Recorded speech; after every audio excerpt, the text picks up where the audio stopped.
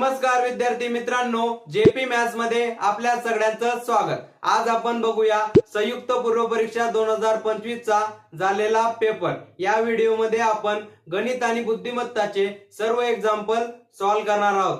त्यामुळे हा व्हिडिओ तुमच्यासाठी खूप महत्त्वाचा असेल, जेणेकरून तुम्हाला एक्झाम मध्ये पेपर सोडवताना आपला अप्रोच कसा असला पाहिजे हे शिकायला मिळेल। त्यामुळे कुठलाही टाइमपास न करता सुरू करूया आजचा व्हिडिओ। तर बघूया पहिला प्रश्न। आपल्याला 6 समसंख्यांची बेरीज दिली आहे 150, त्या पुढील 3 समसंख्यांची बेरीज आपल्याला काढायची। मग कसं सोडवणार बघा, आपल्याला माहित असतं समसंख्या म्हणजे जिला 2 ने भाग जातो किंवा जी 2च्या पटीत असते ती असेल समसंख्या। मग बघा, मी पहिली समसंख्या 2x असे अजून करतो। 6 संख्यांची बेरीज दिली आपल्याला 150, पहिली 2x बरोबर। दुसरी मी अजून करतो 2x अधिक 2 बरोबर, कारण की 2 मध्ये 2 टाकल्यावरच पुढची समसंख्या येईल। 1 टाकून टाकल्यानंतर ती विषम संख्या येईल, म्हणून 2 टाकावं लागेल। त्याच्या पुढची काय असेल 2x अधिक 4 बरोबर, या 3 झाल्या। अजून पुढची काय असेल 2x अधिक 6 बरोबर, चौथी। नंतर पाचवी काय असेल 2x अधिक 8 बरोबर, आणि सहावी काय असेल 2x अधिक 10 बरोबर। या सगळ्यांची बेरीज आपल्याला किती दिली आहे, तर ती दिली आहे 150 बरोबर, 150 दिले। मग आता मला सांगा 2x कितीदा आहे, 1 2 3 4 5 आणि 6, म्हणजे 6 दुने 12x झाला बरोबर। आणि आता उरलेल्या संख्यांची बेरीज करा, 2 आणि 4 6, 6 आणि 6 12, 12 आणि 8 20, 20 आणि 10 30 बरोबर। 30 इक्वल टू किती दिले आपल्याला 150। बघा 30 इकडे प्लस आहे, तिकडे जाताना मायनस होईल, म्हणजे 12x ची किंमत 150 मायनस 30 किती होणार आहे, 12x इज इक्वल टू 120। आता x ची बेरीज काय येईल, 120 भागीला 12 म्हणजे किती आली 10 बरोबर। x ची किंमत आली 10। पण आता विचारतो काय तो, त्या पुढील 3 समसंख्यांची बेरीज, म्हणजे याच्या पुढील 3 समसंख्या कोणत्या असतील बघा, 2x अधिक 12 बरोबर, पुढची असेल 2x अधिक 14 आणि तिसरी असेल 2x अधिक 16। यांची काय विचारतोय तो आपल्याला बेरीज। मग सांगा आता हे किती झाले, 1 2 आणि 3 बरोबर, 3 दुने 6x झाले बरोबर। आता उरलेल्या संख्यांची आपण बेरीज करू। बघा 16 आणि 14 हे किती होतील तुमचे 30, 30 आणि 12 किती होणार आहे 42 बरोबर। आता याच्यामध्ये आपण x ची किंमत टाकू, x ची किंमत काय आपली 10, म्हणजे 6 गुणिला 10 अधिक 42 किती होणार आहे, मग 6 गुणिला 10 60 अधिक 42 म्हणजेच 102 असेल तुमचं उत्तर। सिंपल। बघूया पुढचा प्रश्न। पुढचा प्रश्न बऱ्याच एक्झाम मध्ये विचारला जातो। काय दिले आपल्याला, एक सिरीज दिले आणि त्याच्या 15 पदांची आपल्याला काय करायची बेरीज। मग कसं काढणार बघा, सुरुवातीला आपलं याचं पहिलं आणि शेवटचं पद आपल्याला इम्पॉर्टंट असतं, ते आपण सुरुवातीला काढू। पहिलं पद काय बघा, याचं 2 गुणिला 3 बरोबर, 1/2 गुणिला 3 अधिक दुसरं पद आहे 3 गुणिला 4 बरोबर, तिसरं पद आहे 4 गुणिला 5 बरोबर। आता मला तुम्ही शेवटचं पद सांगा। बघा शेवटचं पद काढताना बघा, तुम्ही जर इथे व्यवस्थित ऑब्झर्व केले, बघा पहिलं पद होतं त्याच्यामध्ये 1 मिळवला 2 झाला 2 गुणिला 3 बरोबर। दुसरं पद होतं त्याच्यामध्ये 1 मिळवला 3 गुणिला 4 झालं। बघा तिसरं पद होतं त्याच्यामध्ये 1 मिळवला 4 गुणिला 5। आता 15वं पद आहे, म्हणजेच काय होईल 15 मध्ये 1 मिळवल्यानंतर काय येणार आहे 16 आणि गुणिला काय असेल 17, हे असेल आपलं 15वं पद। आता काय करायची यांची बेरीज बरोबर। एवढं लिहिलं की आपलं आन्सर आलं। कसं काय करायचं, सुरुवातीला बघा हे सर्वात पहिले पद लिहायचं, काय ते 1/2 नेहमी मायनस करायचं। काय मायनस करायचं, शेवटचं पद काय ते 1/17 बरोबर। आता याचा आन्सर काढायचं आणि आपलं उत्तर काढायचं। मग सांगा आता कसं काढणार, यांच्यामध्ये होतो तिरकस गुणाकार, म्हणजे काय होईल 17 1 17 बरोबर। नंतर 17 मायनस 2 आणि खाली काय होईल ह्या दोघांचा गुणाकार 17 गुणिला 2 किती होणार आहे, आता सांगा बरं, हे 15 होतील आणि 17 दुने 34, हे असेल आपलं उत्तर। सिंपल। बघूया पुढचा प्रश्न। बघा कंबाईनच्या एक्झाम मध्ये आलेला हा प्रॉब्लेम मी बऱ्याचदा आपल्या चॅनलवर शिकवलेला आहे, शॉर्टच्या माध्यमातून बऱ्याचदा मी हा प्रॉब्लेम घेतलाय। काय दिलंय, एका आयताचं मोजमाप करताना एक बाजू 5% वाढवली आणि दुसरी बाजू 10% कमी केली तर येणाऱ्या क्षेत्रफळात कितीची त्रुटी येईल असा प्रश्न आहे। आपल्याला सगळ्यांना माहित असतं आयताचे क्षेत्रफळ काय, लांबी गुणिला रुंदी। तोच फॉर्म्युला इथे लावू आणि आपलं आन्सर करू। मला सांगा आता 5% म्हणजेच किती होतात, 5 भागीला 100 म्हणजेच किती होणार आहे बघा, याला भाग जातोय, कितीचा भाग जाईल, 5 1 5, 5 चौक 20 बरोबर. 1/20 म्हणजे बघा सुरुवातीला जर त्याची बाजू 20 असेल, आता वाढवली तर ती काय झाली 21 बरोबर. नंतर आता 10% म्हणजेच काय 1/10 होतात बरोबर. आता बघा सुरुवातीला त्याची बाजू 10 असेल, आता 1 ने कमी झाली म्हणजे किती झाली 9 बरोबर. आणि आयताचे क्षेत्रफळ काय असतं, लांबी गुणिला रुंदी, या दोघं बाजूंचा गुणाकार करू म्हणजे हे किती होतील बघा, ओरिजिनल क्षेत्रफळ येईल त्याचं 200 आणि हे किती होणार आहे 21 गुणिला 9 किती होणार आहे 9 आणि 189 बरोबर. आता बघा ओरिजिनल 200 आलं आणि हे किती आलं 189, कितीची त्रुटी झाली, कितीने कमी झालं तर सगळे सांगतील कितीने कमी झालंय 11ने. किती वर 200 वर, टक्क्यांमध्ये काढायचंय गुणिला 100 करा बरोबर. 2 0 गेले 2 0 गेले बरोबर. 11/2 म्हणजेच काय येणार आहे 5.5% त्याच्यामध्ये त्रुटी असेल. सिंपल. बघूया पुढचा प्रश्न. पुढचा प्रश्न आपल्याला सरासरीवर विचारला गेलाय. काय दिलंय आपल्याला, 10 पुस्तकांची सरासरी 16 दिलेली आहे, त्यापैकी 2 पुस्तकं सोडल्यानंतर उरलेल्या 8 पुस्तकांची सरासरी 9.5 दिलेली आहे. तर त्या 2 पुस्तकांपैकी एकाची किंमत दुसऱ्यापेक्षा 40% ने अधिक आहे, तर 2 पुस्तकांची प्रत्येकी किंमत किती असेल असा प्रश्न आहे. तर बघूया हा प्रश्न कसा सोडवणार. काय दिलंय आपल्याला, सुरुवातीला 10 पुस्तकांची सरासरी किती दिली आपल्याला 16, म्हणजे 10 पुस्तकांची सरासरी 16 आहे म्हणजे एकूण किंमत किती झाली 10 गुणिला 16 म्हणजे 160 झाली बरोबर. आणि उरलेल्या 2 सोडून 8 पुस्तकांची सरासरी किती दिली आपल्याला 9.5 बरोबर.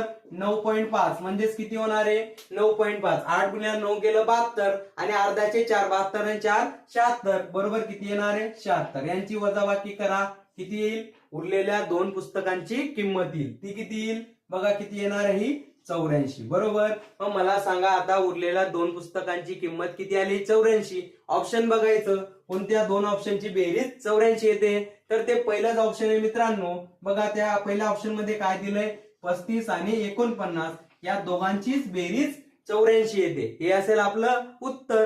हे झालं ऑप्शनने. आपण आता याचं उत्तर काढू बरोबर. ऑप्शन आपल्याला उत्तर कडून गेलं 25 आणि 49, पण आपण याचं उत्तर काढू. मग मला सांगा अजून दुसरी कंडिशन काय केली, एकाची किंमत दुसऱ्यापेक्षा 40% ने अधिक आहे. मला सांगा 40% म्हणजेच किती होतात, ते होतात 2/5 बरोबर. एकाची किंमत 5 असेल तर अधिक आहे म्हणजे दुसऱ्याची किंमत 7 असेल बरोबर. या दोघं मिळून किंमत किती दिली आता आपल्याला 84. दोघांची बेरीज करा, 7 5 12, 12 रेशोची किंमत किती दिली आपल्याला 84. एका रेशोची किंमत काढू, 84/12 किती येणार आहे 7. मग मला सांगा पहिल्या पुस्तकाची किंमत काय येईल, याला गुणिला 7 करावं लागेल, 7 5 35 आणि दुसऱ्याची किंमत 7 गुणिला 7 49, ही असेल त्याची ऍक्च्युअल किंमत. सिंपल. बघूया पुढचा प्रश्न. पुढचा प्रश्न हा आपल्याला सलग वाढवर विचारला गेलाय. सलग वाढचं पण एक्झाम्पल मित्रांनो मी आपल्या चॅनलवर शॉर्टच्या माध्यमातून शिकवलंय. तुम्ही आपल्या चॅनलला लाईक शेअर सबस्क्राईब जरूर करा मित्रांनो, जेणेकरून तुमचा एक्झाम मध्ये फायदा येईल. कारण की आपले जसे तसे प्रॉब्लेम एक्झाम मध्ये येतात, फक्त डाटा चेंज असतो. जसा या प्रॉब्लेम मध्ये एक कंपनी इलेक्ट्रॉनिक उपकरण बनवते, तर त्या उपकरण स्वतःसाठी 10% नफा ठेवते, ठोक व्यापाऱ्याला ती 20% नफा देते आणि किरकोळ विक्रेत्यांना 30% नफा देते. तर त्या उपकरणाची ठरवलेली किंमत त्याच्या निर्मिती मूल्यापेक्षा किती टक्के जास्त असेल असा प्रश्न आहे. मग कसं सोडवणार बघा, हा सलग वाढचा प्रश्न आहे. याच्यामध्ये आपल्याला काहीच करायचं नाही, फक्त वाढ करत जायची. जसं आता 10% म्हणजेच किती होतात 1/10, सगळ्यांना माहिती आहे. म्हणजे सुरुवातीला 10 होती, 1 ची वाढ झाली, आता किती झाले 11. 20% म्हणजेच किती होतात 1/5, अगोदर 5 होती, 1 ची वाढ झाली, किती झाली 6. 30% म्हणजेच किती होतात 3/10 बरोबर. अगोदर 10 होती, आता 3 ची वाढ झाली, किती झाली 13 बरोबर. यांच्यामध्ये काय असतो मित्रांनो गुणाकार करा. काय असतो गुणाकार, हे किती होतील 10 गुणिला 10 100, 100 गुणिला 5 500 बरोबर. नंतर बघा आता 11 गुणिला 6 66, 66 गुणिला 13 आपल्याला करावं लागेल. किती 13 78, अच्छा जाईल तुमचा 7, 13 78, 78 आणि 7 किती होणार आहे 85. म्हणजेच हा गुणाकार किती येईल 858 बरोबर. आता मला सांगा कितीची वाढ झाली बघा, 500 ची किंमत होती, आता किती झाली 858, कितीची वाढ झाली 358 ची बरोबर भागीला काय करायचंय तुम्हाला 500 आणि टक्क्यांमध्ये काढायचंय म्हणून गुणीला 100. आता बघा हे 2 0 गेले 2 0 गेले बरोबर. आता काय करायचं तुम्हाला 358 भागीला फक्त 5 करायचंय बरोबर. आता बघा तुम्हाला भागीले 5 करायचंय, काय करायचं सरळ सरळ याची दुप्पट करायचं आणि शेवटच्या नंबरच्या पुढे काय ठेवायचा पॉइंट. याची दुप्पट करा 8 दुने 16, आजच्याला जाईल 1, 35 दुने 70 आणि किती होतील 71 आणि शेवटचा नंबर कुठे त्याच्या अगोदर पॉइंट ठेवा म्हणजे 71.6% काय झाली असेल वाढ. सिंपल. बघूया पुढचं एक्झाम्पल. पुढचा प्रश्न विद्यार्थी मित्रांनो वर्क आणि वेजेसवर विचारला गेलाय. बघा आपल्याला या प्रश्नात काय दिले, 3 पुरुषांचं काम 5 मुलांच्या सोबत दिलेलं आहे बरोबर.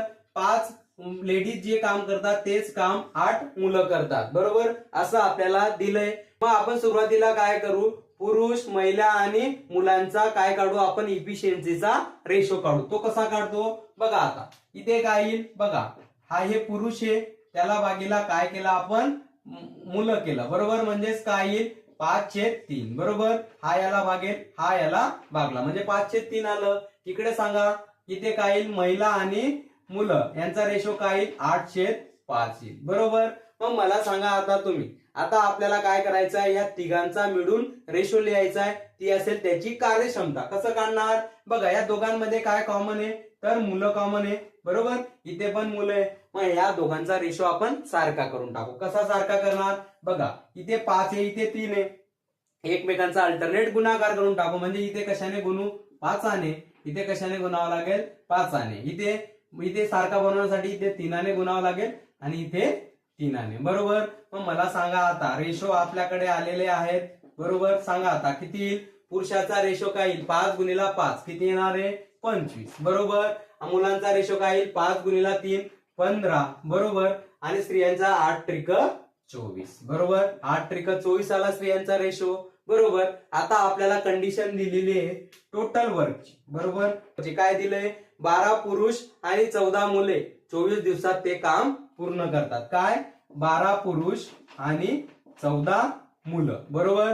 14 मुलं ते काम किती दिवसात पूर्ण करताय 24 दिवसात. हे असेल आपलं टोटल वर्क बरोबर, एकूण काम असेल. मग आता बघा पुरुषांचा रेशो किती आहे 25, मग काय करावं लागेल आपल्याला 12 गुणिला 25 अधिक मुलांचा रेशो किती आहे आता आपल्याकडे 15 म्हणजे 14 गुणिला 15 करावा लागेल. यांची बेरीज आणि गुणिला 24 आहेच. मग मला सांगा आता किती असेल बघा 12 पंचे 60, आजच्याला 6, 12 2 24 म्हणजे हे किती झाले 300 बरोबर. आता अधिक किती होतील 14 गुणिला 15 किती होणार आहे तर हे होतील 210 बरोबर आणि यांचा गुणिला 24 तर आहेच. मग मला सांगा आता टोटल वर्क किती आलं तुमचं, टोटल वर्क करा यांची बेरीज किती झाली 510 बरोबर गुणिला 24 हे आलं तुमचं टोटल वर्क बरोबर. हे आलं टोटल वर्क, पूर्ण काम आलं. आता बघा पुढे आपल्याला एक कंडिशन दिलेली आहे 9 पुरुष अधिक किती 15 महिला आणि 12 मुलं मिळून ते काम किती दिवसात पूर्ण करतील. टोटल काम किती आहे आपल्याला 510 गुणिला 24 बरोबर. हे काम पूर्ण करण्यासाठी त्यांना किती वेळ लागेल असा प्रश्न विचारलाय. मग कसं करणार आता बघा, पुरुषांची इफिशियन्सी कार्यक्षमता किती आहे 25, पण 9 गुणिला 25 बरोबर अधिक. आता मला सांगा आता महिलांची कार्यक्षमता किती दिली आपल्याला 24, मग 15 गुणिला 24 अधिक. आता मुलांची कार्यक्षमता किती दिली आपल्याला 15 म्हणजे 12 गुणिला 15 बरोबर. सांगा यांची बेरीज हे किती येणार आहे 225 बरोबर. आता हे किती येतील 15 गुणिला 24 करायचं आपल्याला 15 चौक 60 बरोबर. आजच्या जाईल 6, 15 2 30 म्हणजे 360 येतील बरोबर आणि येतील 180 बरोबर. मग सांगा आता किती येणार आहे 225 अधिक बघा हे किती येणार आहे 540 बरोबर. 540 येतील. करा यांची बेरीज किती येणार आहे 5 बरोबर 6 आणि किती येणार आहे 765 बरोबर.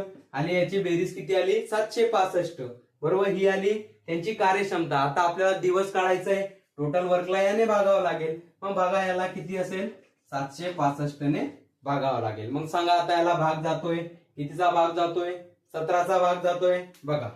याला कितीचा भाग गेला 17 त्रिक 51 30चा बरोबर.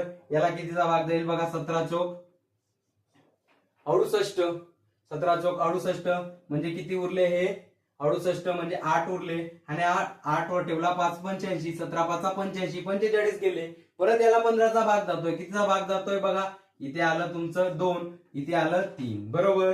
परत याला भाग जातोय 3 1 3 8 त्रिक 24 म्हणजे कितीचा भाग गेला 8चा आणि उरलं काय मग 2 गुणिले 8 8 दुने 16 दिवस त्यांना हे काम करण्यासाठी लागतील. सिंपल. बघूया पुढचा प्रश्न. पुढचा प्रश्न, जलाशयाचा 3/5 भाग भरायला 8 तास लागतात तर उरलेला भाग भरायला किती वेळ लागेल असा प्रश्न आहे. मग कसं सोडवणार बघा, 3/5 भाग भरायला किती लागतात 8 तास. मग पूर्ण भरायला किती लागतील बघा, पूर्ण भरायला टाइम किती लागेल आपण तो काढू. बरोबर. काढण्यासाठी काय करावं लागेल बघा, 8 असेल त्याला भागीला काय करायचं फक्त 3/5 म्हणजेच किती होणार आहे, म्हणजेच किती होतील आता बघा 8 जसाच तसा भागीलाचा भागीला वर गुणीला आणि इथे येईल भागीला. बरोबर. एवढे तास तुम्हाला लागतील. म्हणजेच किती लागेल तुम्हाला टाइम सांगा, पूर्ण भरायला टाइम किती लागणार आहे तुमचा बघा 40 भागीला 3 तास. बरोबर. म्हणजे किती होतील याला भाग द्या बरं, 13 त्रिक 39 1/3 तास. बरोबर. मग मला सांगा 13 तास तर खुले झाले. बरोबर. आणि अजून काय असतील 13 तास झाल्यानंतर हा 1/3 आहे. बरोबर. याला मिनिटांमध्ये करू, 1/3 ला मिनिटांमध्ये करण्यासाठी 60 ने गुणावं लागेल. किती झाले मग हे 20 मिनिट. म्हणजेच पूर्ण भरायला किती लागतोय 13 तास 20 मिनिट. बरोबर. आता 8 तासात त्यांनी 8 तास पाणी भरलेलं आहे. मग राहिलेल्या भागासाठी किती लागेल, याच्यामधून फक्त 8 तास वजा करा. किती असणार आहे 5 तास 20 मिनिट टाइम उरलेला भागाला लागेल. सिंपल. बघूया पुढचा प्रश्न. पुढचा प्रश्न, 2024 मध्ये मोबाईल वापरण्याची टक्केवारी 43 वरून 65 झाली तर शेकडा वाढ किती झाली असेल असा विचारलाय. मग कसं सोडवणार बघा, आता 43 वरून किती झाली 65, कितीची वाढ झाली तर सगळे सांगतील 22 ची वाढ झाली. बरोबर. किती वर 43 वर टक्क्यांमध्ये काढायचंय गुणीला 100 करा. बरोबर. आता आपण हे कॅल्क्युलेशन करणार का, बरोबर. हे कॅल्क्युलेशन करायला आपल्याला वेळ लागेल. पण बघा हे जवळ जवळ बघा, हा 22 आणि 44 म्हणजे 1/2. बरोबर. बघा हे काय आलं मग 1/2 गुणीला 100 म्हणजेच काय जवळ जवळ 50% जवळ तुमचं उत्तर असेल. मग एकच ऑप्शन दिसतंय काय 51.16 हेच ऑप्शन 50% जवळ आहे. मग हेच असेल तुमचं उत्तर. सिंपल. पूर्ण कॅल्क्युलेशन करायची गरज आहे का मित्रांनो, नाही. फक्त अप्रॉक्सिमेशनने आपण याचं कॅल्क्युलेशन केलं, याचं उत्तर 50% जवळ होतं आणि एकच ऑप्शन आहे 51.16 असेल आपलं उत्तर. सिंपल. बघूया पुढचा प्रॉब्लेम. पुढचा प्रश्न, एका दंडगोल खांबाचं वक्रपृष्ठफळ आपल्याला 352 दिलेलं आहे आणि त्याचं घनफळ काय दिलंय आपल्याला 2464 मीटर क्यूब दिलेलं आहे. बरोबर. आणि विचारलं काय त्या खांब्याची आपल्याला उंची विचारली. बरोबर. मग मला सांगा आता वक्रपृष्ठफळचा फॉर्म्युला सगळ्यांचा पाठ असतो, तो काय असतो सांगा बरं, 2πr/h. बरोबर. r आपली त्रिज्या असते, h आपली उंची असते. बरोबर. आणि दंडगोलचं घनफळ काय असतं ते सगळ्यांना माहिती आहे, πr²h. बरोबर. मग आता बघा आपल्याला पहिले r ची किंमत काढावी लागेल, नंतर त्याची उंची काढू. बरोबर. पहिले त्रिज्या काढू. मग कसं काढणार πr²h भागीला काय करावं लागेल आपल्याला 2πrh. बरोबर. आता याची किंमत दिली आपल्याला 2464 भागीला 352 करावं लागेल. बरोबर. आता काय कॅन्सल होतंय, पाय कॅन्सल, एच कॅन्सल. बरोबर. आर कॅन्सल आणि आरचा वर्ग कॅन्सल. बरोबर. याला कितीचा भाग जातोय बघा, याला 7चा भाग जातोय. बरोबर. कारण की 352 गुणीला 7 केलं तर 2464 येतं. बरोबर. म्हणजे आता उरलं काय आपल्याकडे r/2 = 7. बरोबर. आची किंमत काढायची, 2 इकडे वागतो इकडे गुणेल म्हणजे आची किंमत आली 7 गुणीला 2 14. बरोबर. आर ची किंमत आता 14 आली. बरोबर. आता बघा या आर ची किंमत आपण या फॉर्म्युल्यामध्ये टाकू आणि आपलं आन्सर काढू, कारण की वक्रपृष्ठफळ आपल्याला 352 दिले. मग सांगा काय येईल, 2 गुणीला पायची किंमत काय घेतो आपण 22/7 गुणीला आर ची किंमत किती आली आपली 14. बरोबर. याच आपल्याला काढायचं आहे. बरोबर. वक्रपृष्ठफळ किती दिले आपल्याकडे 352. कॅल्क्युलेशन करू आणि उंची काढू. बघा आता कितीचा भाग जातोय, याला 2चा भाग जातोय, 2 गुणीला 2 4, 4 गुणीला 22 किती येणार आहे 88 गुणीला h = 352. बरं याची किंमत काढायची आहे 352 भागीला 88 कितीचा भाग जातोय याला बघा, याला जातोय 4चा भाग, म्हणजे उंची असेल आपली 4 मीटर. बरोबर, ही असेल आपली उंची. सिंपल. अशा शॉर्ट ट्रिक साठी मित्रांनो तुम्ही जेपी मॅथला लाईक शेअर सबस्क्राईब जरूर करा. बघूया पुढचं एक्झाम्पल. पुढचा प्रश्न, दोन संख्यांचा गुणाकार 50 आहे आणि त्यांचं प्रमाण एकाच 2 दिले. त्या दोन संख्यांची आपल्याला बेरीज विचारली. मग कसं काढणार बघा.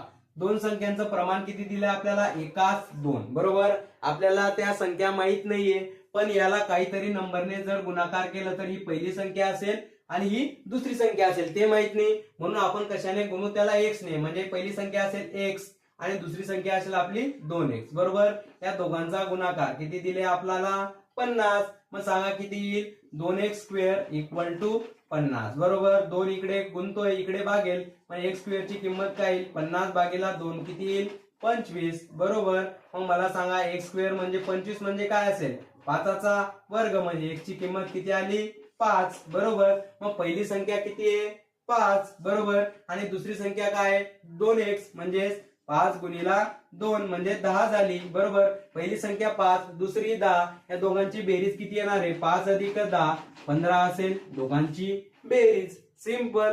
बघूया पुढचं एक्झाम्पल. पुढचा प्रश्न, सान्वी युविकापेक्षा उंच आहे पण निलाक्ष पेक्षा नाही. म्हणजेच काय, युविकापेक्षा सान्वी उंच असेल. बरोबर, सान्वीपेक्षा कोण उंच असेल, निलाक्ष. बरोबर, अजून काय म्हटलंय दुसऱ्या कंडिशन मध्ये, चैताली ही नमितापेक्षा उंच आहे पण युविकापेक्षा नाही. मग सर्वात उंच कोण आलं, यांच्यामध्ये युविका आली आणि युविकापेक्षा पण उंच कोण आहे, तो आहे निलाक्ष. म्हणजे सर्वात उंच कोण असेल, मग निलाक्ष असेल आपलं उत्तर. बरोबर, निलाक्ष हा असेल सर्वात उंच. सिंपल. बघूया पुढचं एक्झाम्पल. बघा मित्रांनो, जर तुम्ही आपलं चॅनल फॉलो केलं असतं मित्रांनो, तर या आकृतीमधले त्रिकोण तुम्हाला झटपट मोजता आले असतं मित्रांनो. असा टाईप मी त्रिकोण मोजण्याच्या याच्यामध्ये शिकवलाय मित्रांनो. तो व्हिडिओ जर तुम्ही बघितला नसेल तर नक्की बघा मित्रांनो, तुमचा फायदा होईल. जसं मित्रांनो आपल्याला या आकृतीमधील त्रिकोण मोजायचे. मग कसं मोजणार, सरळ सरळ काही नाही करायचं मित्रांनो, नंबरिंग करायची 1 2 3 4 5 आणि 6. बरोबर, सरळ सरळ यांची बेरीज करायची. कशी बेरीज करणार, 1 2 3 4 5 आणि 6 यांची बेरीज करायची. किती येणार आहे बघा, ही 10 झाली, 10 आणि 5 15, 15 आणि 6 21. बरोबर, किती त्रिकोण असतील याच्यामध्ये, 21. सिंपल. बघूया पुढचा एक्झाम्पल. बघा पुढच्या प्रश्नामध्ये आपल्याला डायग्राम दिले. या दोन डायग्राम मध्ये जो संबंध आहे तोच याच्यामध्ये. बरोबर, बघा पहिल्या डायग्राम मध्ये काय केलंय बघा, आपल्याला एक सर्कल दिलेला होता, इथे पण सर्कल आहे. बघा इथे काय दिलं होतं आपल्याला, एक पावपट दिली होती. बघा दुसऱ्या डायग्राम मध्ये त्याच्या विरुद्धला झाली आणि तिला भरीव केली. बरोबर, आता बघा इथे यांनी काय दिलंय आपल्याला, एक असा रेक्टँगल दिलेला आहे. बरोबर, रेक्टँगल दिलेला आहे. आपण इथे आपल्याला रेक्टँगल काढावं लागेल, त्याचे 4 भाग केलेले आहे. बरोबर, आणि इथे बघा एक हा छोटासा रेक्टँगल दिलेला आहे पण त्याचा भाग डार्क केलेला आहे. बरोबर, तो इथे असेल, मग त्याच्या विरुद्ध बघा इथे काय झालं होतं, इथे होता तर इकडे गेला, तर इथून काय जाईल, तो इकडे जाईल आणि तो काय असेल, फक्त पोकळ. बरोबर, हे असेल ही डायग्राम ज्या ऑप्शन मध्ये असेल ते असेल आपलं उत्तर. सिंपल. बघूया पुढचा प्रॉब्लेम. पुढच्या प्रश्नात आपल्याला x ची किंमत काढायची. मग कसं सोडवणार बघा, अख्ख्या जगाला माहित असते त्रिकोणाच्या 3 कोनाच्या मापाची बेरीज किती असते, 180. मग या सगळ्या कोनांच्या मापाची बेरीज किती असेल, 180. म्हणजे 30x अधिक 40x अधिक 38 प्लस x. बरोबर, याची बेरीज किती असेल, 180. मग बघा आता ऍडिशन करताना बघा x मध्ये ऍड होईल. बरोबर, किती होणार आहे, 30 आणि 40 70 आणि 71x. बरोबर, इकडे काय असेल तुमचा 180. बघा 38 प्लस आहे, तिकडे जाताना काय होईल, मायनस. बरोबर, मायनस 38. मग 71x ची किंमत किती आली तुमची, 142. x ची किंमत काढू, 142 भागीला 71. कितीचा भाग जातो याला, कोणी पण सांगेल 2चा. म्हणजे x ची किंमत असेल तुमची 2. सिंपल. बघूया पुढचं एक्झाम्पल. पुढचा प्रॉब्लेम कोडिंग डिकोडिंग वर विचारला गेलाय. यासाठी फक्त आपली काय पाहिजे, त्या अक्षराच्या लेटरची नंबरिंग आपली पाठ पाहिजे. फॉरवर्ड आणि बॅकवर्ड म्हणजे पुढून आणि मागून दोघं नंबरिंग आपली पाठ पाहिजे, तरच आपण कोडिंग डिकोडिंग सॉल्व्ह करू शकतो. जसं आता आपल्याला कपलचा कोड दिलाय त्यांनी 3 12 6 11 12 आणि 5. बरोबर, मग आपण याला डिकोड करून आणि याचा आन्सर काढू. मग मला सांगा आता बघा सी तिसऱ्या नंबरवर येतो बघा, बरोबर आहे, पहिलं लेटर तिसऱ्या नंबरवर, बरोबर. मग हे पण काय असेल, डी किती नंबरवर होतं, 4 नंबरवर, इथे असेल 4 नंबर, बरोबर. बघा ओ होता, ओ किती नंबरवर येतो, बघा ओ येतो तुमचा, येतो तो ओ 15 वर, पण इथे काय दिलंय 12, म्हणजे याचा रिव्हर्स लेटर काय घेतलाय, ओ चा रिव्हर्स काय एल, एल कितीवर तो 12 वर, म्हणजे 12 घेतलाय. बघा इथे पण ओ आहे, इथे काय घ्यावं लागेल आपल्याला 12, बरोबर. पुढचा बघा यू, यू किती नंबरवर येतो आपला 21 नंबरवर, पण इथे दिलाय त्याचा कोड किती दिलाय 6, बरोबर. त्याचा विरुद्ध काय असतो एफ, एफ असतो 6 वर, म्हणून त्याचा विरुद्ध घेतलेला आहे. मग इथे पण काय घ्यावं लागेल आपल्याला 6, बरोबर. याचा पण कोड डिकोड झाला, बरोबर. पुढचा नंबर पी, तो कितीवर येतो आपला 16 वर येतो, बरोबर. पण इथे घेतलाय 11, म्हणजे त्याचा रिव्हर्स घेतलेला आहे, बरोबर. तो असेल के, के 11 वर येतो म्हणून रिव्हर्स. बघा आता जी येतो तुमचा 7 वर, त्याचा रिव्हर्स काय येईल टी, बरोबर. तो येतो 20 वर, बरोबर. म्हणजे इथे येईल तुमचा 20, बरोबर. आणि बघा शेवटचे नंबर दोघं त्यांनी फक्त स्थानीय नंबर लिहिलाय, म्हणजे एल कितीवर येतो 12 वर आणि येतो 5 वर, हा किती येईल 8 वर आणि हा येईल तुमचा 20 वर. हे असेल तुमचं उत्तर. पण बघा ऑप्शन मध्ये हे आपल्याला दिलेलं नाहीये, बरोबर. इथे त्यांनी काय केलंय, जी ची किंमत 7 दिले. मग आपण सुरुवातीला 4, 12, 6, 7, 8, 20 पर्याय क्रमांक 1 आपण सध्या बरोबर मानू, पण याचं आन्सर आयोग काय देतं त्याच्यावर डिपेंड आहे, बरोबर. पण लॉजिक प्रमाणे त्याचं उत्तर हे, पण आपण सध्या 1 नंबरला टिक करू. बघूया पुढचं एक्झाम्पल. पुढचा प्रश्न, 21 मुलींच्या रांगेमध्ये मोनिकाला 4 स्थान उजवीकडे सरकल्यावर ती डावीकडून किती येते, ती डावीकडून 12वी येते, तर तिचं उजवीकडून काय स्थान असेल असा प्रश्न आहे. बघा 21 विद्यार्थ्यांची रांग आहे, बरोबर. मग ही रांग काढू मित्रांनो आपण, ही असेल त्याची डावी साईड, ही असेल तिची उजवी साईड, बरोबर. आता मोनिका समजून घ्या, सुरुवातीला इथे बसलेली होती, बरोबर. तिला 4 स्थान उजवीकडे सरकवलं, म्हणजेच काय 1, 2, 3 आणि 4, बरोबर.